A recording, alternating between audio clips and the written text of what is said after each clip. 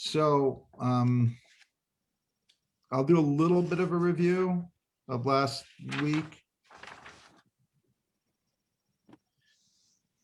So last week we were talking about this child that ended up in heaven, but was in this kind of weird place where he was being stressed out a little bit because he was being judged basically, and they were like, what are you being judged for? So we'll find out why he was being judged, but he was amazing. He was giving over these great Torahs, and they were like complimenting Rabbi Shimon by saying, what praise for you that even the children in your generation give over these teachings. He gave over this teaching about Bayom Hahu, and he was kind of explaining the significance of the Hay, of the Hahu, and talking about the relationship between Bina and Shekhinah, between the hidden kind of consciousness, which we'd call like the Purim consciousness, where it's beyond the ego. So it's spoken about in third person, versus the manifest consciousness, which is referred to as Shekhinah, as divine presence. And we're connecting that to a few different verses. And again, it was like a classical Zohar, which is interpreting verses with every letter having a specific mystical significance of a particular Sephirah or an aspect of a Sephirah. And then was talking about Jerusalem. The Madregot of Jerusalem are not just like linear, higher to lower, but also kind of concentric, circular, like a courtyard and an inner courtyard and an inner courtyard, just like you have in Jerusalem. Like you have the different courtyards that kind of, in some sense, surround, even though they're sometimes in front of, but other times they surround, or like Greater Jerusalem surrounding the Har HaBayit, and then within the Har HaBayit you have the courtyard, and then you have the different sections of the Beit HaMikdash, and that's reminiscent really of the Sfirot that are kind of concentric in some conceptions of them. And then he gave over why he was, what he did wrong, that he had a teacher, that he humiliated the teacher because he would challenge the teacher and the teacher wouldn't know and the teacher would be embarrassed. The question is, that's not a sin to question your teacher, because after all, that's what teachers are for. They're there to ask them questions. Teacher should have, I don't know, maybe he should have been embarrassed he didn't know the answer. So the Zohar explains something to say to the effect that, well, this young man knew that he had outgrown the teacher, and at that point it was just a humiliation to stay a student of a teacher that doesn't know the answers to your question. And there were other teachers that would have been better teachers for the young man, but instead of going to them, he stayed with his original teacher, and he embarrassed him. I just give it a contrasting story, just to give it a little kind of like, sometimes when you read the Zohar, like any sacred text, and you just read that text without any context of it, it kind of looks like, okay, well, I know my teacher, he's great, but he's not really the greatest. Why don't I take the Zohar's advice? Let me find a great, I might be humiliating my teacher because, he may not know the answer to something, but if I found the greatest genius in the world, he'll always have the answer. I think there's a part of us like who struggles with this. But just so to give you a balance, tell you a story of, I think it was Reb Zusha, if I'm not mistaken. So there was a chassid of Reb Zusha, and he always went to Reb Zusha, and he followed his Rebbe's advice. He would give donations to his Rebbe, and he would visit him all the time and spend Shabbos and Yantif with him. And one time he came for Shabbos or Yantif, And I guess they didn't have telephones then, so they couldn't like find it. The shuls didn't send out emails. The Rebbe will be in this week. And he gets to town and he says, oh, I'm here. I'm going to be by the Rebbe for Shabbos. And they're like, the Rebbe isn't here. So where is he? He said, the Rebbe has his own Rebbe, the Maggid of Mizrich. So he went to see the Maggid. So this pasuk figured if the Maggid is good enough for my Rebbe, he's certainly good enough for me. So he decided that he was going to travel to the Maggid, and not only did he travel to the Maggid, he became a chassid of the Maggid. And what did he do? He stopped going to his own Rebbe. Guess what happened? He lost all of his money. And nothing else of significance had happened during that period from him going from wealth to poverty. So he decided he owed Reb Zusha, I believe, a visit and say, what's going on, Rebbe? Can you help explain what happened? So he tells Reb Zusha, look, here's the truth. I stopped going to see you because when I heard you have a Rebbe, I figured your Rebbe must be greater than you.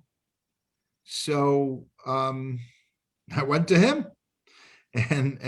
But I have to say I lost all my money ever since doing that. Maybe you could help me out here. So Reb Zusha says, I'll tell you exactly what it is. He said, it used to be you came to me. You didn't say, is Reb Zusha the greatest Rebbe in the world? You said, Reb Zusha is my Rebbe. And the Rebbeinu Shalom, the master of the world, looked at you and he said, he's this guy, he's a sweetheart, whatever. He's not a bad guy. Give him a little parnasa, make it, a Jew can make a living. It's okay.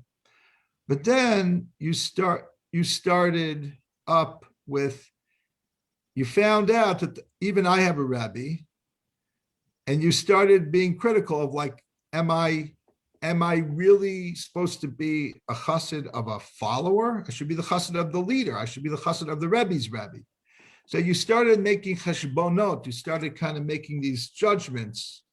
Once you made the judgment, God started looking at you also more with judgment and said, is he really that good? Does he really deserve this? And you also fell short. So when you didn't judge so much, God didn't judge you so carefully and you made a living. Now that you became so judicious in who your Rebbe is going to be, now why am I telling the story? It's the exact opposite of the Zohar that we read last week. The exact opposite. The Zohar that we read last week would say, don't bother with the lower level Rebbes. Go straight to the top.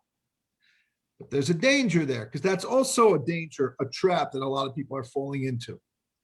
They're like always searching for like the superstar Rebbe. You do the same thing with your wife or your business partner. Like your wife is good enough until you find a better wife. Your business partner is good enough as a stepping stone to get to a better. But you can always be like jumping from thing to thing to thing. Like you're on the way up. But if you're on the way up and you're just leaving everyone else behind in the process, then God may leave you behind. But on the other hand, sometimes your wife isn't your wife anymore. Your business partner isn't your business partner anymore. Your Rebbe isn't your Rebbe anymore, meaning it really isn't working. The relation you have, just because you got married or just because you chose a Rebbe doesn't mean it's a life sentence. If your Rebbe is really abusive, or in this case, if you're abusing your Rebbe, you're abusing your Rebbe because he's not really your Rebbe anymore. Because you can't stay with your Cheder Rebbe all the time. I had a great Rebbe in second grade. I can't stay with them. I probably know more than them now. It would be embarrassing for them. Sometimes you really need to move on. You're the business partner. The business partner, you started together, but the business partner stayed over here. You got everything. And now you want to do a new venture. Are you mechuyev? You didn't sign a contract that every venture in your life you're going to do with somebody who's staying over there and you're over there, Then at a certain point, you can't lie and cheat. You can't go back on an agreement without repercussions, but understand that there's a balance. So I tell you both stories, two sides of the coin, and there's everything in the middle, of course. Okay, let's do today's Zohar.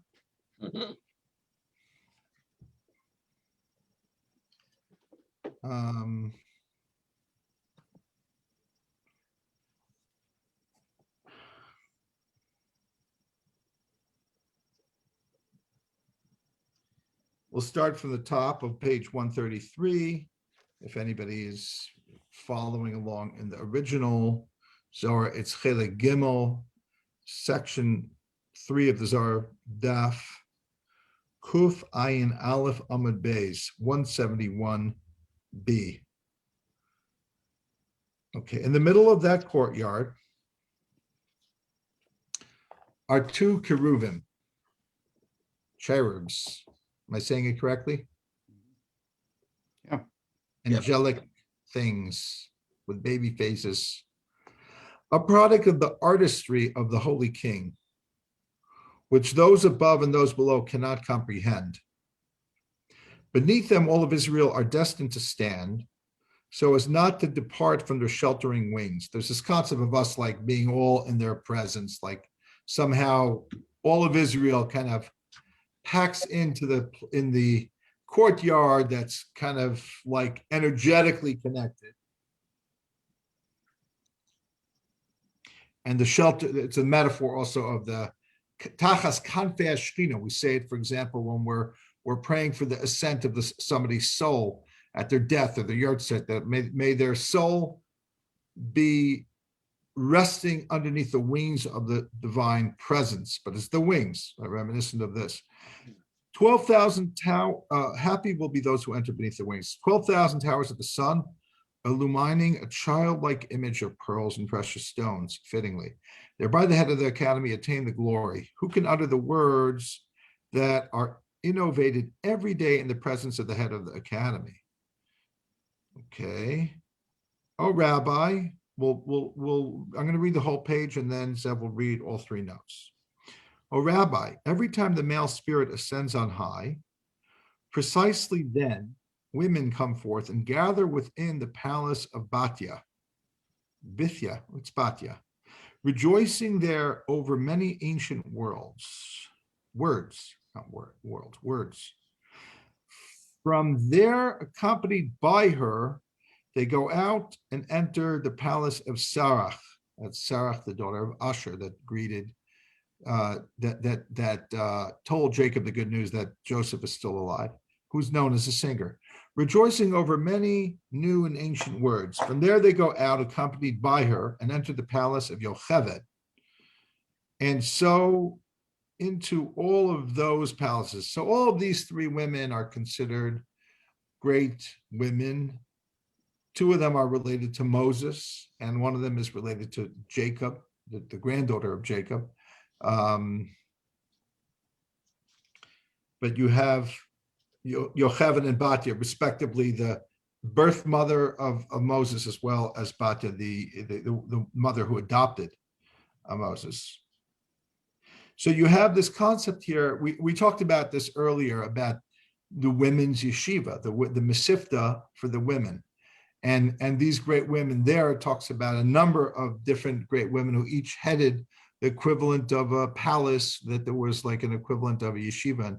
So here we have this thing when the male soul rises, then these female souls gather within these palaces and greet and rejoice and sing and so on, greet these new souls. Now, Rabbi, I will tell you a certain secret. Come and see. On every single sabbatical, right, that's usually 7th year, a proclamation goes forth. Gather together men, women, and all those signs of faith and ascend. It's actually a mitzvah called Hakel. Hakel asa'am, anashim, menashim, b'tav. Gather the people, the men, the women, the children. This would be a forgotten thing if not for the Lubavitcher Rebbe, because it used to be a thing that the king would do on the 8th year. After the 7th year, he would read from the Torah in the temple. And now it's just, Ben is here. Okay, now we're going to hear it in the original. Ben, do you have, it's Daf Kuf Ayin Aleph Amud Beis? Yeah, I apologize. I'm driving, so I'm just going to have to listen. Okay. I'm sorry about that. As much as we want to hear you read, we want you safe. Thank you. I apologize. That's part of the reason why I'm so late, because I forgot as I'm driving. Unless you have a Telsa or something, a self-driving car. what I really need is a driver. Yeah, a self-driving car would also help. Okay. I apologize. No problem. No problem. Okay. I think I might have it.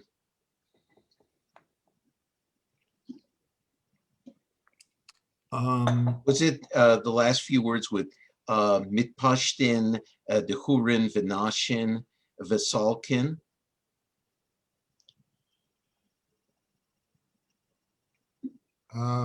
Yeah, that's actually the next, right up to that.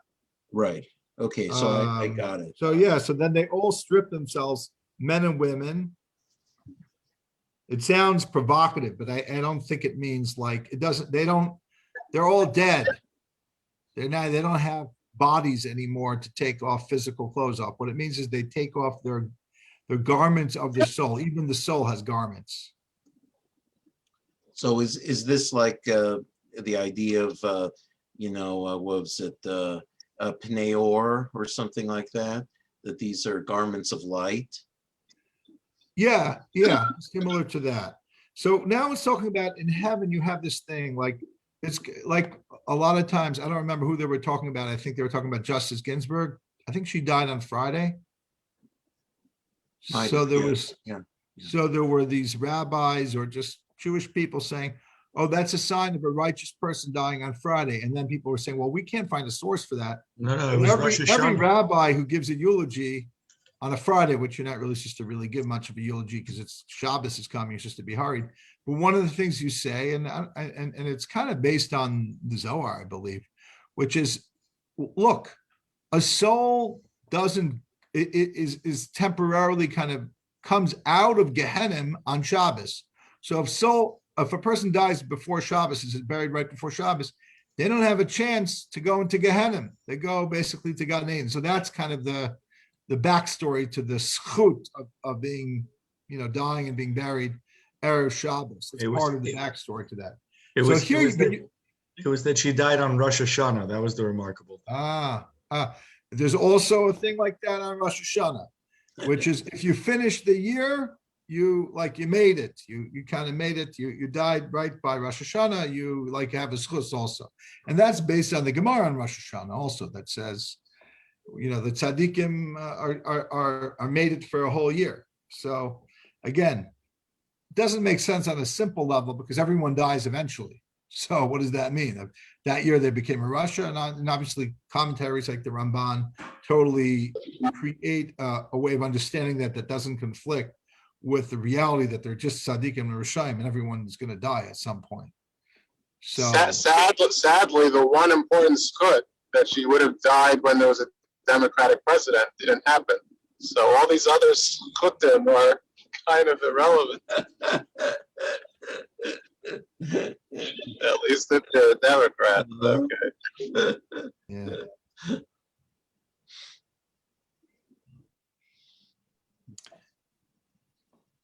Yeah. Okay. I'm not letting you get me into that. Right now,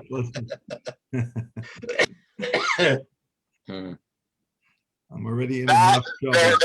There's no source for that in the Zohar, but that's just contemporary Zohar. We're gonna just leave it alone. We'll leave that to the other rabbis who think they can talk about current events based on the Zohar. Not that there isn't any insight, but anyway.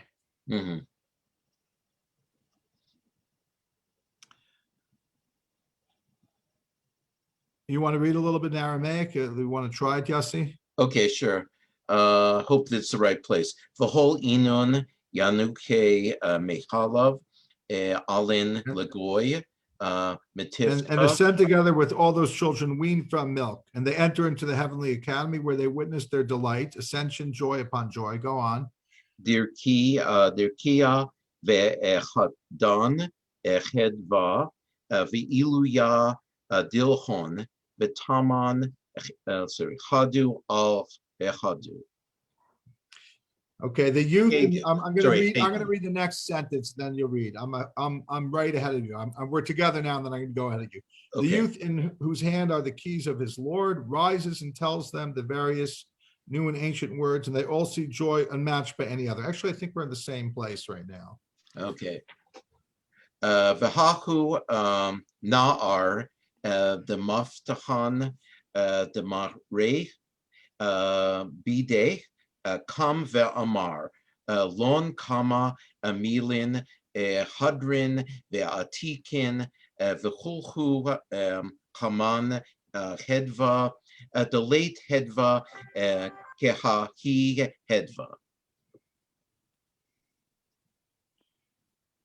Okay, I don't know if we're in the same place right now. Well, We're one of the, close. pardon?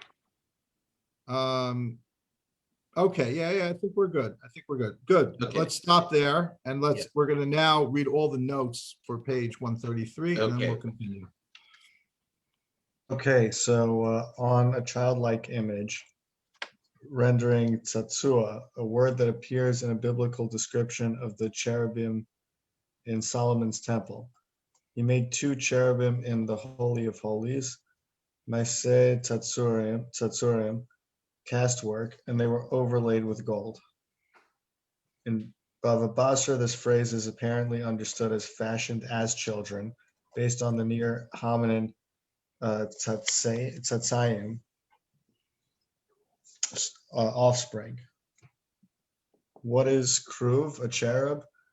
Rabbi Abahu said karavya, like a child. For in Babylon they called a child Ravya. Illumined by the splendor of the heavenly temple, the head of the academy attained that glory. On women come forth and gather, the spiritual messenger returns to the account of the various places for female souls in the Garden of Eden. See above notes. On the phrase new and ancient words, see other notes and Matt's own text, new and ancient words.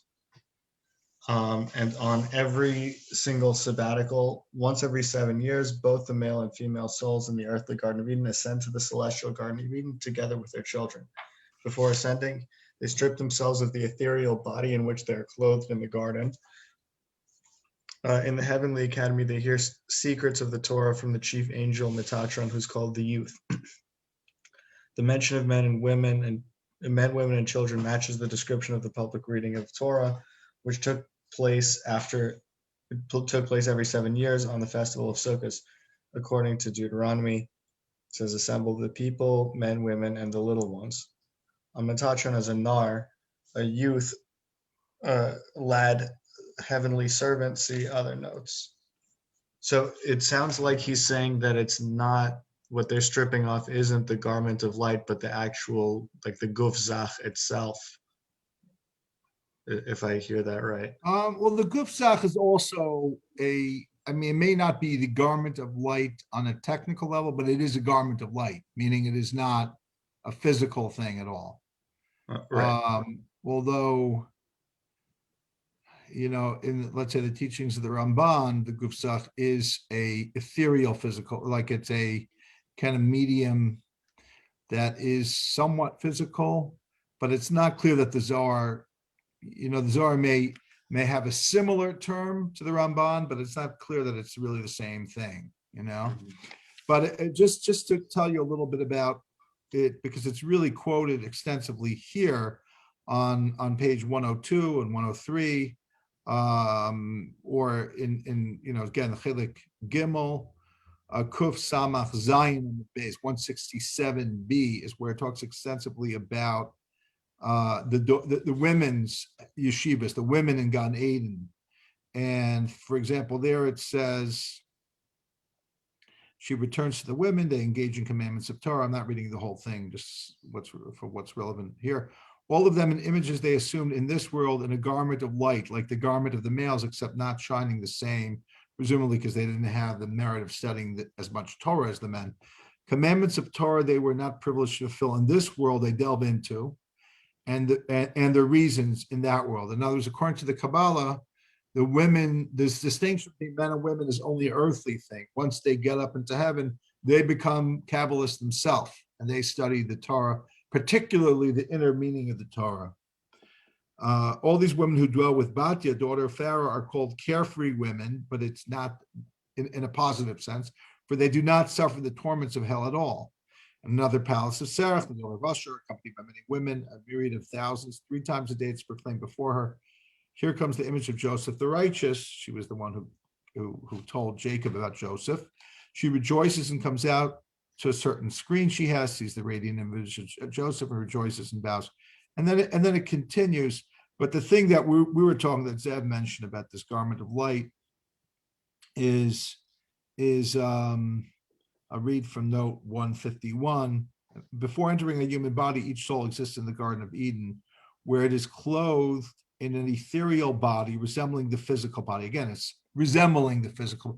It's like, I think we talked about before, you need to go into this body, this ethereal body, to be able to actually fit into a body, so to speak. I gave some parables for it that were probably pretty weird, but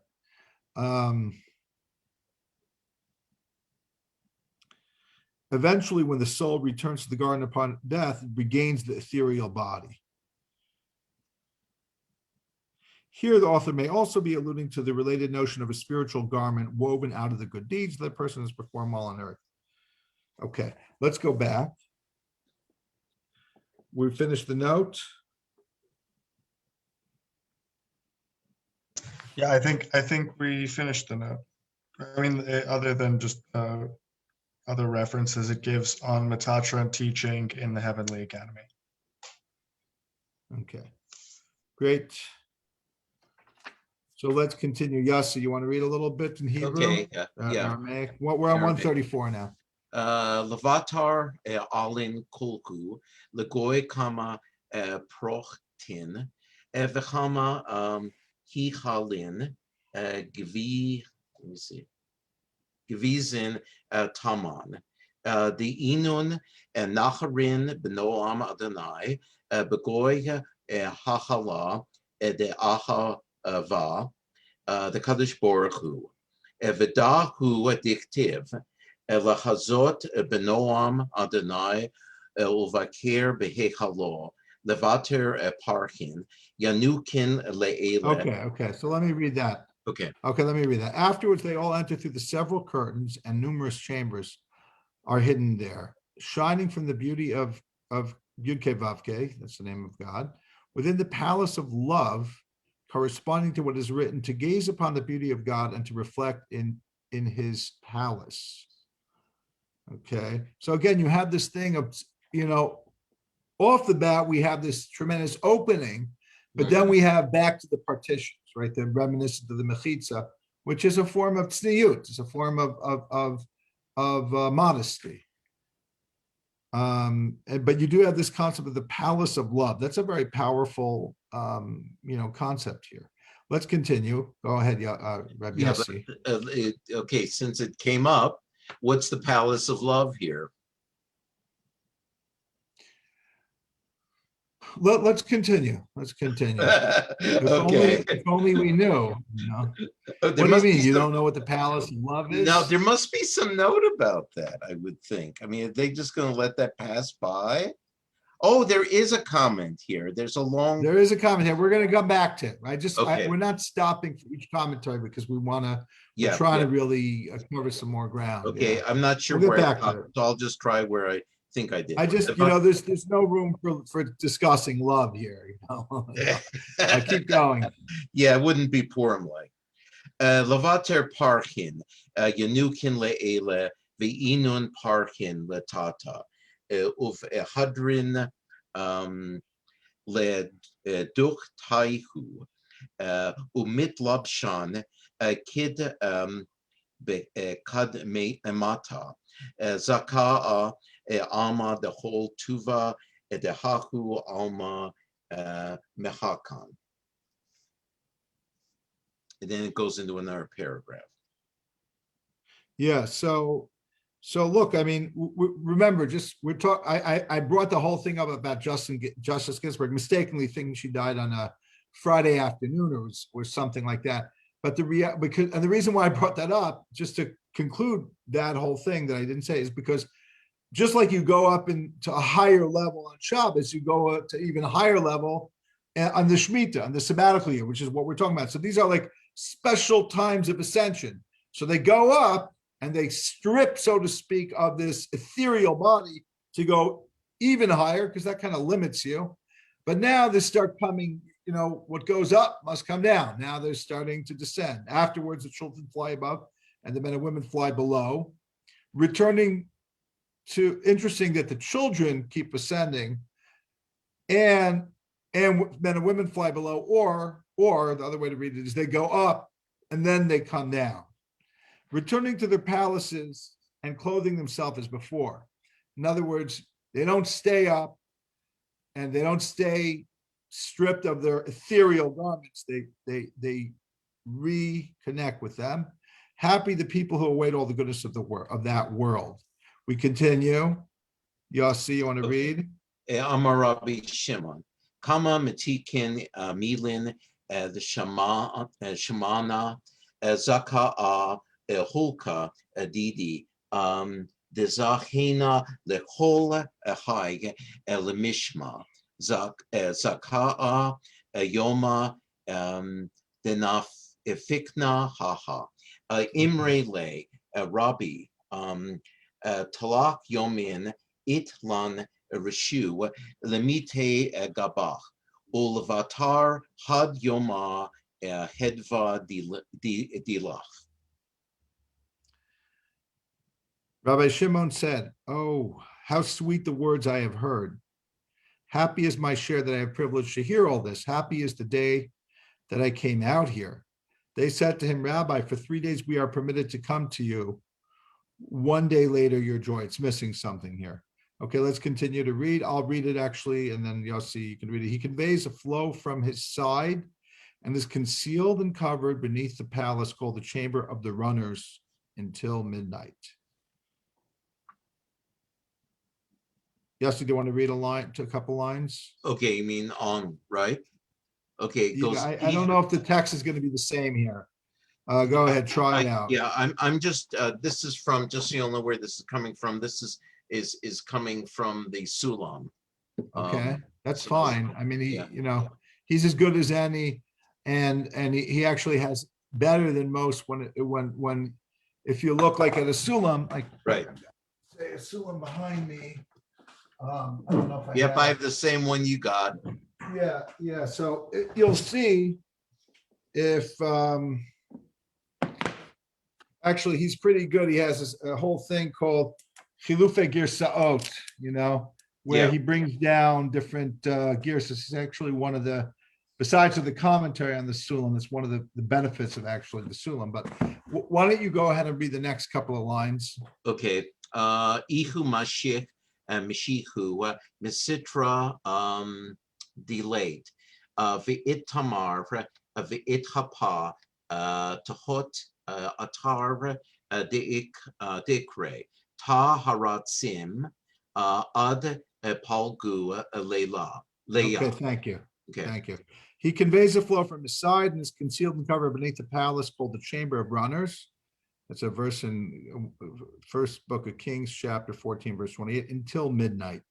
Okay, now we're going to have Zev read all the notes on the page. 134, note 246. Zev? Yeah, the beauty of Havaya, alluding to Bina. See other notes on that. On the Palace of Love, it gives another place you can look for that in the Zohar. There is the note. The full verse in Psalms reads, "One thing I ask of Havaya, this is what I seek, that I may dwell in the house of Havaya all the days of my life, to gaze b'noam Havaya, on the beauty or the delightfulness, loveliness of Havaya. Ulvaker, and to reflect or search, contemplate behechalo, in his palace or temple." Afterward, the children fly above to the academy of the Blessed Holy One, who teaches them himself. Meanwhile, the adults return to their places in the Garden of Eden, clothing themselves once again in their ethereal bodies. And they said to him, Both spiritual messengers speak to Rabbi Shimon, but the text here is a little fragmented. And then finally, he conveys a flow from his side. The beginning of this passage is missing, so the identity of the speaker is uncertain. The speaker is presumably one of the two spiritual messengers. Heavenly messengers gather in the chamber of runners. See elsewhere in the Zohar for that. The full verse reads, whenever the king would come to the house of Havaya, the runners or sentries would carry them, the shields, and bring them back to the chamber of the runners. Okay, great. Okay.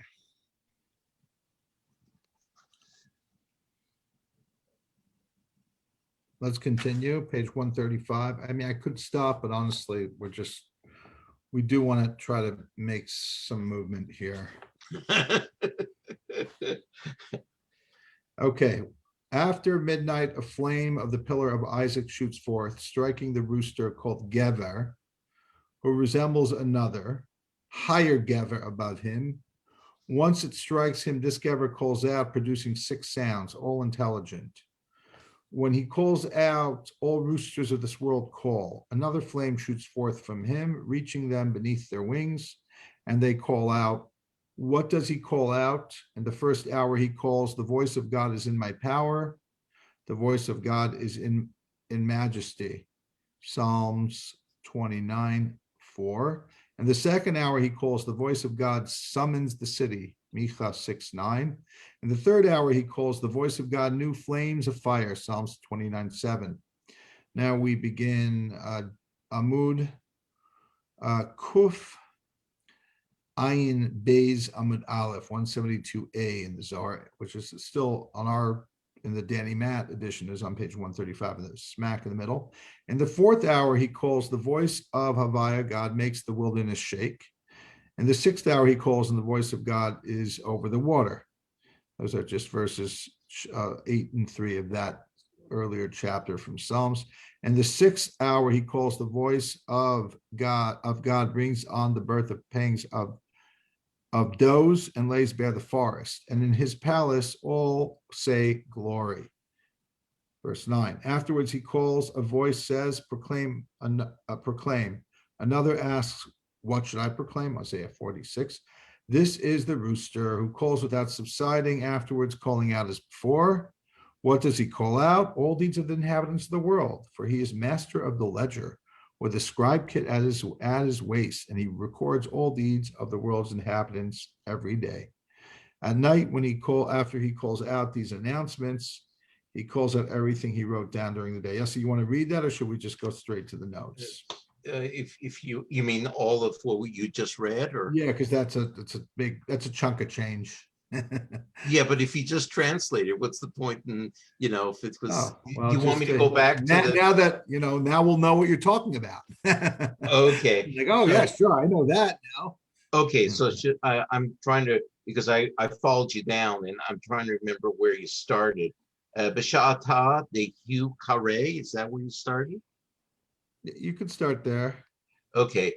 Kol tarnagulin dehahe alma kraham v'napik minei shahova ahara umatai lon tehot gat paihu v'karan ihu ma kare b'sha'ata kadma kare v'amar kol adonai b'koach kol adonai b'hadar uvsha'ata Tinyana ekare ve'amar kol Adonai shover arazim v'sha'ata talita kare ve'amar kol Adonai chotzef lavot eish v'sha'ata rivi'ata kare ve'amar kol Adonai yachil midbar v'gomer v'sha'ata hamisha'a kare ve'amar kol Adonai al hamayim v'gomer v'sha'ata tita'a kare ve'amar kol Adonai holel ayalot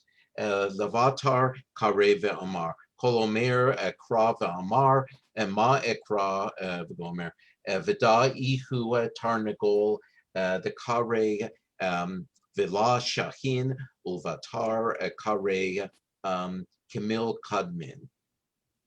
think that's about where you stopped. Okay, Did great. you go farther than that? No, I think we're good. Okay. Go ahead, Zev. Read the notes starting from 250, please. After midnight, the flame issues from Gvora, symbolized by Isaac, and strikes the angel Gabriel, who is called Gever, which means rooster, as well as man. Gabriel resembles Gvora himself, who is another higher Gever. The 6 sounds that are the 6 verses recorded below, which are followed by a 7th. The description, Besuchla Sanu, intelligent, plays on the rabbinic morning blessing. Blessed are you, Hashem, our God, King of the universe, who has given the rooster Bina, intelligence, to distinguish between day and night.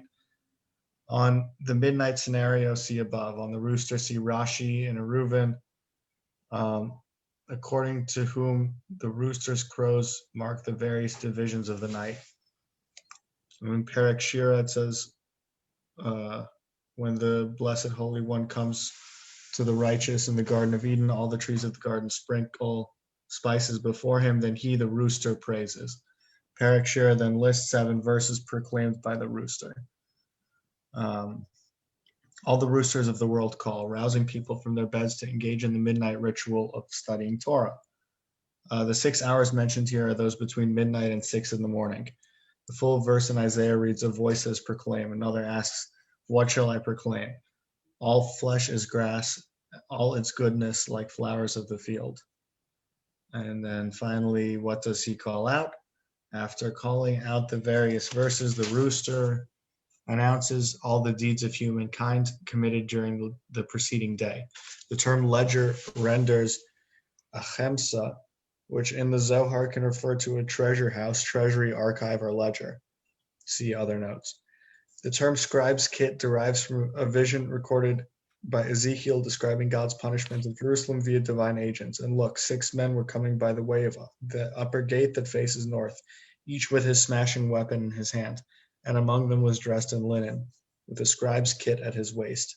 They came and stood beside the bronze altar. In rabbinic literature, the heavenly scribe dressed in linen is identified as Gabriel. See Bereshis Rabbah, Talmud Yoma, and other places. Okay, great. So wow, yeah, that's some interesting stuff. There's a lot of parallels to that and other Zohars that parallel to the Talmud that talks about kind of animals and their awareness in terms of deciphering times of the day. So here you've got this hour by hour. A lot of the commentaries talk about this concept of the bracha that we make in Merchas HaShachar, the morning blessings, and those from the Seth Vivina Lahavchin Ben Yom V'Layla, who gives the rooster or the heart, or both. The rooster represents the Gever, which on the higher level is Gabriel, and that leads us to the note taker in the ledger. Okay, let's continue because we got to keep moving. Otherwise, we'll never finish. Page 136, that's our mantra. We got to keep moving, otherwise we'll never finish. Rolling.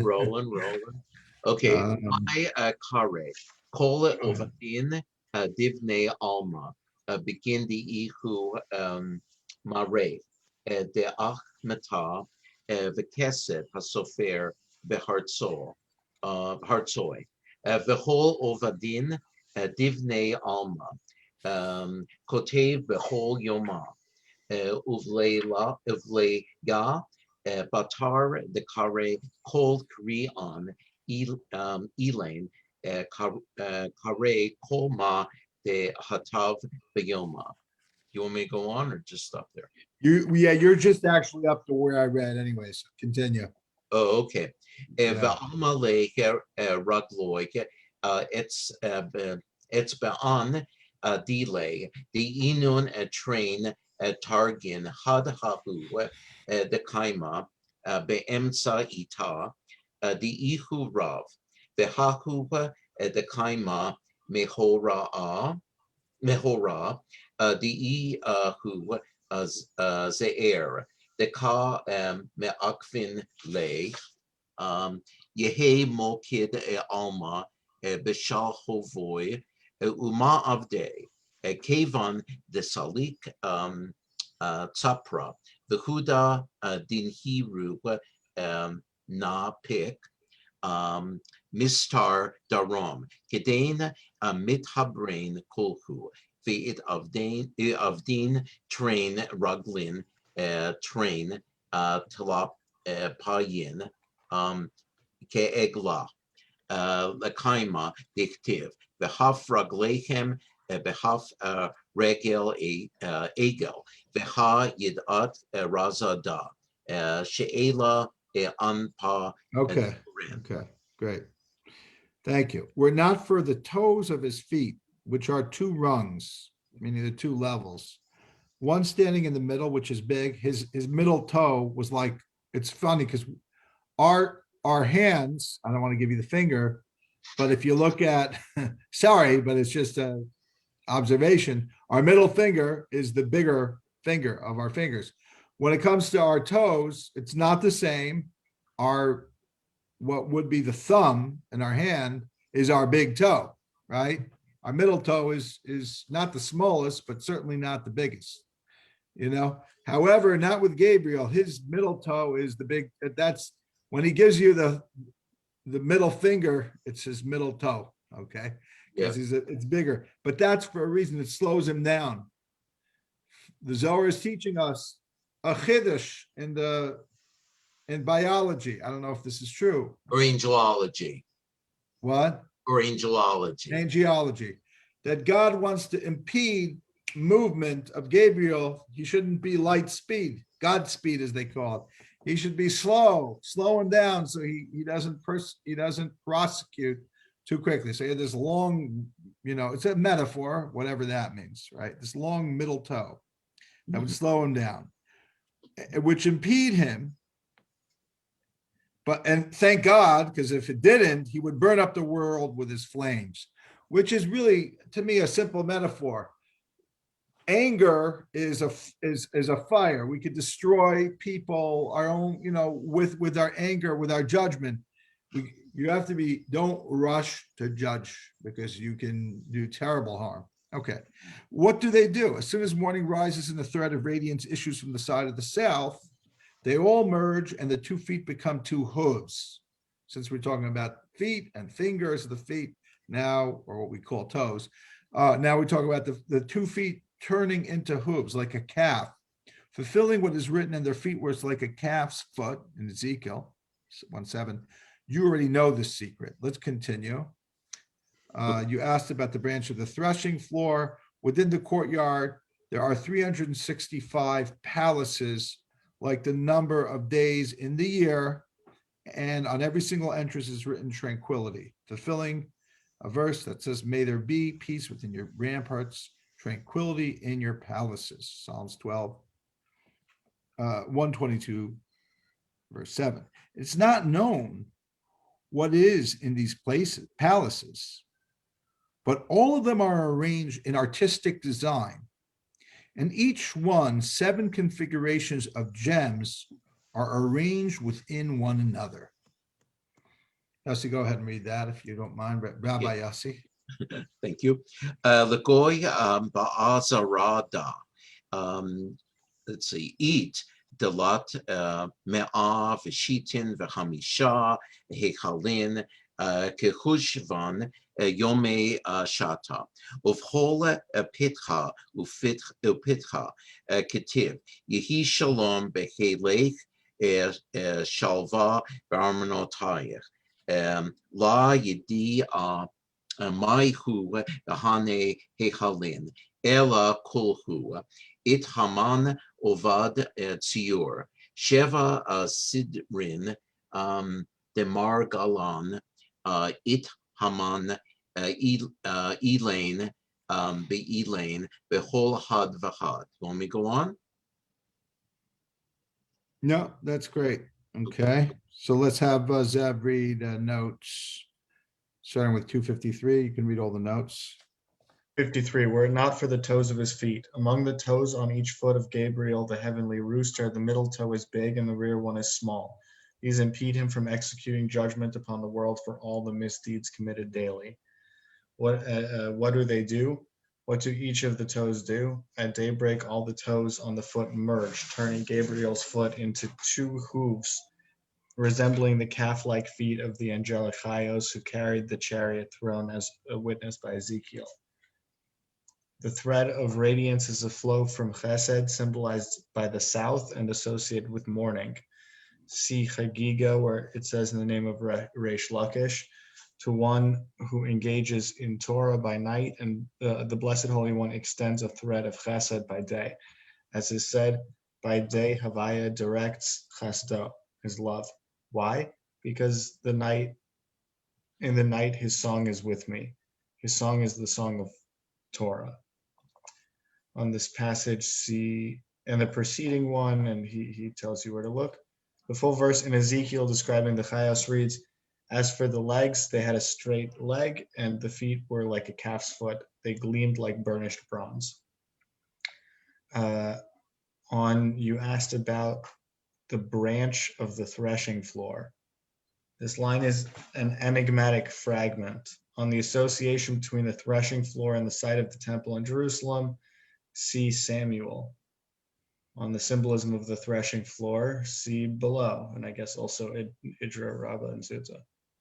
And then finally, within the courtyard of the heavenly temple, on the 365 palaces, see Zohar Chadash.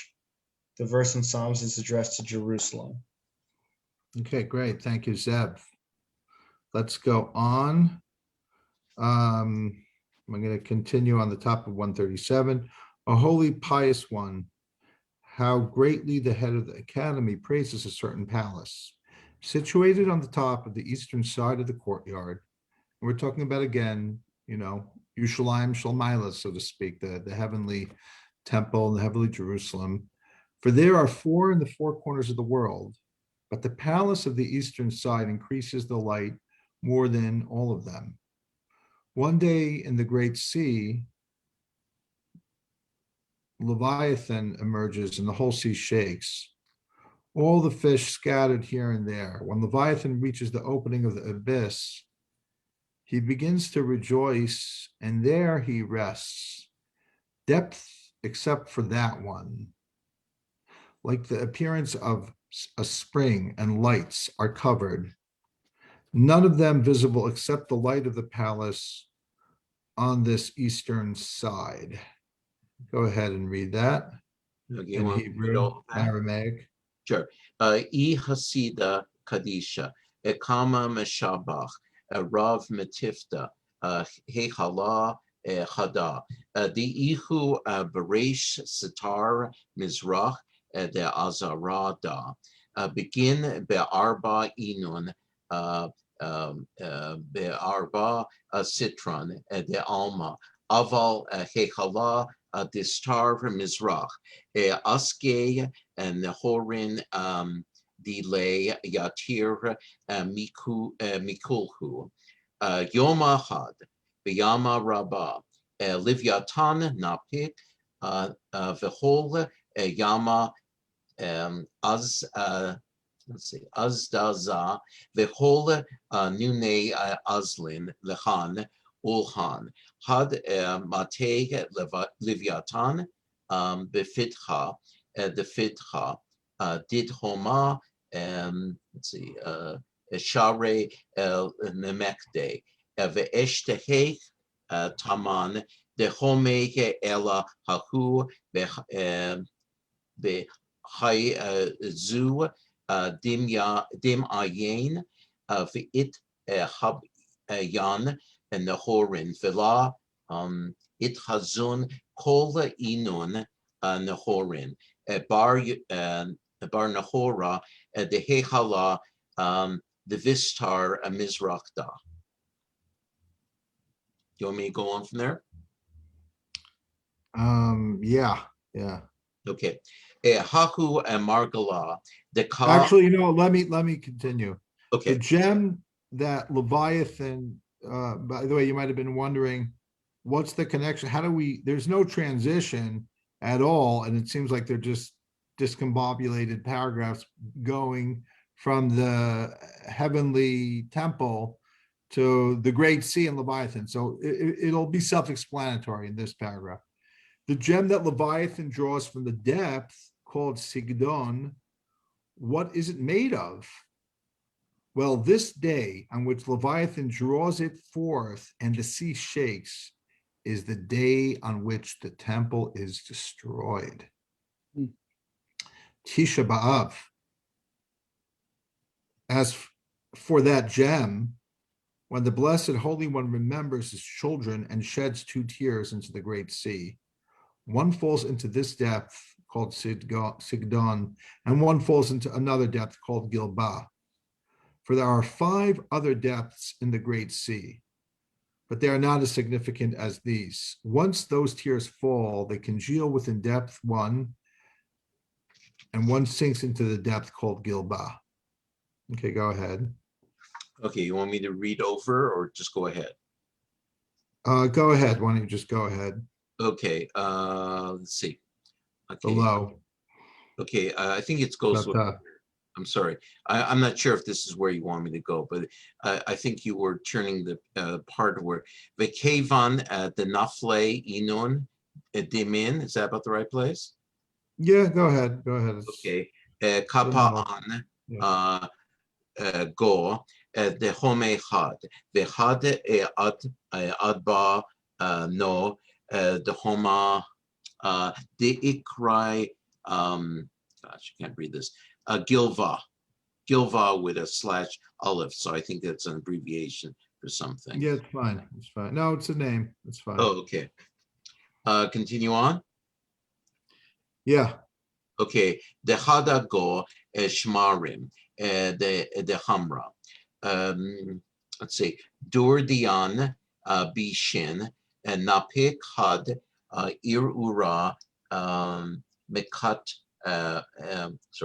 Mekatraga Mazika Kadmaa Viihu Beruha Diukna de Adam Kad Kariv Lagoy Lago Kutsha Kevan Demit Avar Mitaman Uvae Lenakta Letata Leit Labsha Bilvu Shah Naska Alma Nahit Hu Urti Hoy Ulvusha Kadmaa Deka Nakid Tavnit Shore the Yukna the Shore Vikadmaa Lanzikin Ma'inun Arba Shore Ihu Viinun Arba Avot Lenaska Alma Vihulhu Talata Avot Nizikin Bar Shore Kulhu Delay. Do you want me to go on? Yeah, just the next, just quote the next verse. Another Okay. couple line, 2 lines. It's a abbreviation ayin/dala. I'm not sure what that's supposed to be. Abbreviation for Ketiv. V'yamiru et kevoram the Tavnit Shore Ohel Asef. Mahu Ohel Asef. Ha Oh, you know what? Let you've gone ahead. Okay. That's fine. You're on the next page already. Why don't you just stop? Okay. Let's read. Let me read that. Below, within the dregs of wine, evil dregs emerges one agitator, the accuser, primordial demon. He is in the spirit of the image of Adam when he approaches holiness. In other words, this demon becomes human-like, human in spirit, like kind of like the metaphor of the snake in the Garden of Eden. Don't think of it as a snake that's a snake. Think of it as a snake that turns into a man, meaning the concept here of this primordial demon is he becomes human-like in his approach to a human. He is in the spirit of the image of Adam when he approaches holiness. As soon as he is removed from there and seeks to descend, he must clothe himself in a garment to damage the world. He descends with his chariots, and the first garment he seizes is Tavnis Hashor, the image of a bull, the form of a bull. The first of those 4 damagers is a shor, an ox, and those 4 are the primary ones to damage the world. All three primary causes of damage, aside from shor, belong to it, and therefore it is written, they exchanged their glory for the image of a bull. Now we have a lot of imagery here. We've got the image of the kind of the primordial demon, and we also have the image of the four the four Arba Avot Nezikin, right? We have the beginning of the Masechta Baba Kama that deals with like tort law. It's called the four main sources or causes of damage. Shor, V'Habor, V'Mava, V'Hever. The Gemara elaborates what they are, but basically they are an ox. They're digging a pit that ends up, you know, having somebody fall into it. Fire and a division between a goring ox and, let's say, a walking ox and eating ox. It's a discussion in the Gemara exactly what the four are. But the point is that we talked about the garments of the soul. You know, we were talking about that before, and we're talking about the women in Gan Eden and so on. And now we have the garments of the demonic. So they are associated with what will become the Egel HaZahav, you know, the golden calf, which is the child of this image of the shor, which is, even though there's a shor as part of the Merkava, there's also the shor as a mazik, as a primary source of hezek, of damage, of negativity. Let's read the notes. Excuse me, I'm going to interrupt and go to the minion. That's a great idea. And you know what? Why don't we read the notes, and then I'm actually, yeah, thank you. Sorry Okay, to. I guess we're gonna pretty much call that a night.